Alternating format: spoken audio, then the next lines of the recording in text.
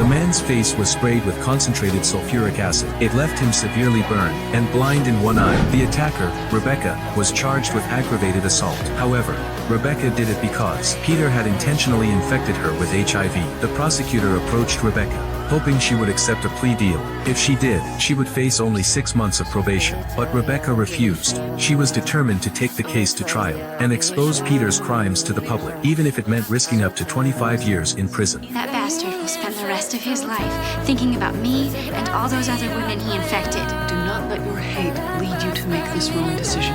Please, accept my offer. I don't want your offer. I want to tell the world what Peter did to me. And just like that, Rebecca went from a victim to a fighter. The prosecutor challenged Rebecca, asking if she knew unprotected sex carried the risk of HIV.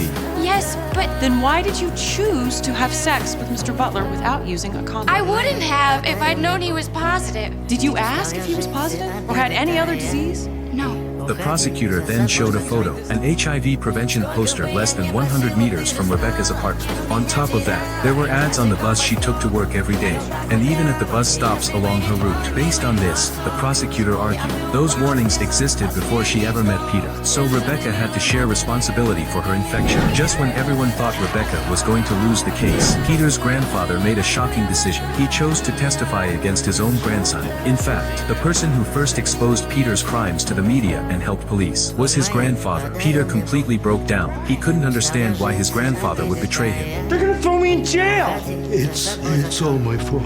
I should have raised you better.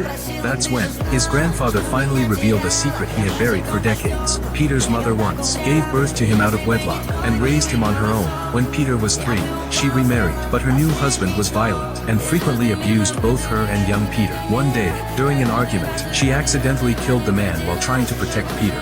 She was sent to prison and died shortly after. Later on, as his health declined, the grandfather feared the truth would destroy the child, so he lied. He told Peter that his mother had abandoned him. That lie shattered Peter's heart. He grew up hating all women and began infecting them with HIV as revenge. The grandfather was consumed by guilt. He knew his lie had destroyed many lives. Forgive me, but it was the only way to make you change. Grandpa, what's wrong? It's not too late for you, Peter. Sleeping pills. He hoped his death would finally wake Peter up. In the end, Peter's conscience caught up with him. He confessed to everything and dropped all charges against Rebecca. She was released. Before Peter's grandfather passed away, he donated all his assets to a trust fund. Women infected by Peter would receive lifetime treatment through that fund.